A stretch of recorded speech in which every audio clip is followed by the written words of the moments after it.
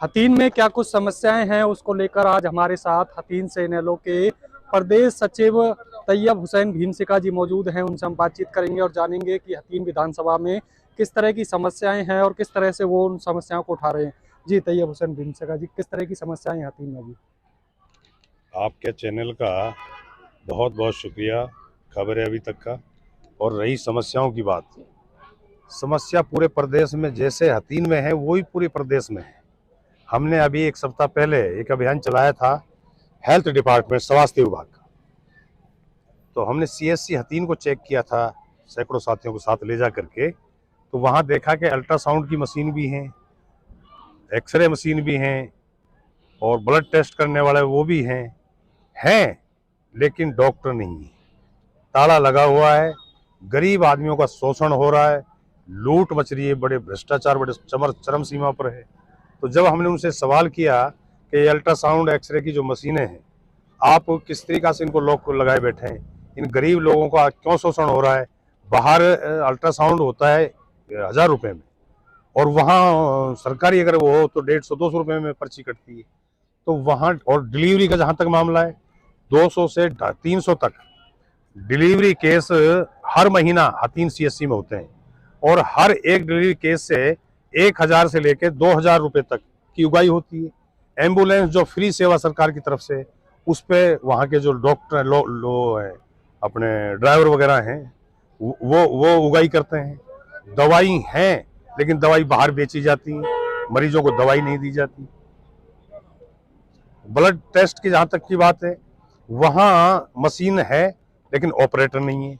जब हमने ये धावा बोला और उनको चैलेंज किया, एक 10 दिन का समय दिया, अगर तुमने 10 दिन में इनका समाधान नहीं किया तो हम इसमें टेंट लगाकर अनिश्चितकालीन हड़ताल के लिए बैठेंगे। तो जब प्रशासन के कान खड़े हुए, प्रशासन में हलचल हुई, तो अब वहाँ सुनने में आ रहा है कि एक्सरे मशीन भी, ब्लड वाली मशीन भी, और स्टाफ जो कमी थी, वहाँ डॉक्टर नहीं थे, वो डॉक्टर भी वहाँ उन्होंने पोस्टिंग कर दी है। तो अभी और हमारी पीएससी बची हुई हैं, जिनमें छाइसा है, कोट है, उटावड़ है, कलसाड़ा है, नांगलजाट है। अब हम उनमें भी दौरा करेंगे। हम कलसाड़ा और उटावड़ तो होया है, लेकिन 3 पीएससी हमसे बच रही हैं, उनमें भी हम जाकर के निरीक्षण करेंगे।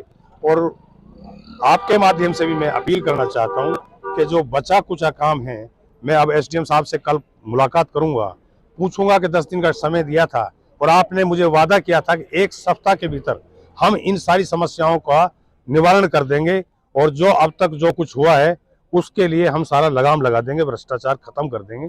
तो मैं कहीं चला गया था एक दिन के लिए, अब मैं कल एसडीएम साहब से मिलूंगा और उससे पूछूंगा कि किन किन समस्याओं का अब तक आप समाधान कर पाए। अगर नहीं कर पाए तो फिर उससे अगली लड़ाई के लिए हम तैयार हैं। सड़कें में तो इतना बुरा हाल है कि गड्ढे और सड़क महसूस ही नहीं होता कि यहाँ कभी कोई सड़क भी थी, इतने जबरदस्त वो। हम आप ये देख लिए, हतीन से जो नूहू रोड है, छाइसा मठेपुर होकर के आता, बिगावली होकर के, उसका इतना बुरा हाल है, अगर आदमी पैदल भी निकले तो पैदल भी नहीं निकला जाता, ट्रांसपोर्ट की तो बहुत दूर की बात है। इतना बुरा हाल, सारे रोडों का इतना बुरा हाल है।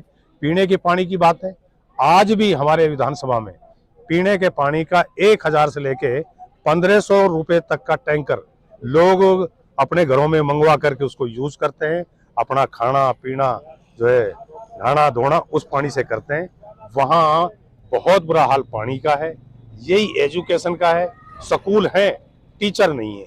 हमारा कल से अभियान रहेगा आपके माध्यम से, और वहाँ लोकल साथियों को साथ लेकर के हम स्कूलों पे भी जो है जाकर के उनका निरीक्षण भी करेंगे और जाकर के वहाँ हालात देखेंगे कि डॉक्टर, हॉस्पिटल है, डॉक्टर नहीं है, स्कूल है, टीचर नहीं है, पीने का पानी नहीं है, सिंचाई का पानी नहीं है, पब्लिक हेल्थ इसका पीडब्ल्यूडी भी का बहुत बुरा हाल है। तो इस हर महकमे की अगर हम बात करें तो कहीं कोई समाधान नहीं। सरकार ढिंढोरा पीट रही है और लोग बदलाव चाह रहे हैं, और बदलाव प्रदेश में अब एक ही नजर आ रहा है, ना कांग्रेस से लोग और बीजेपी, इन दोनों से खफा होकर के इंडियन नेशनल लोकदल को ऑप्शन मान करके, चौधरी अभय सिंह चौटाला को सत्य मान करके लोग इनेलो की तरफ आकर्षित हैं, और बहुत तेजी से बदलाव हरियाणा प्रदेश के अंदर देखने को मिल रहा है। ये मेरा कहना है। तो ये थे हमारे साथ हतीन विधानसभा से जो है इनेलो के प्रदेश सचिव तैयब हुसैन भीमसिका जी, जिनका साफ तौर पर ये कहना है कि हतीन विधानसभा में जो समस्याओं का है वो अंबार लगा हुआ है और लगातार उनके द्वारा जो उन समस्याओं को प्रमुखता से उठाया जा रहा है, चाहे वो शिक्षा की बात हो, चिकित्सा की बात हो, सड़कों की बात हो या फिर पीने के पानी की बात हो। पलवल से खबरें अभी तक के लिए मैं सौरभ वर्मा।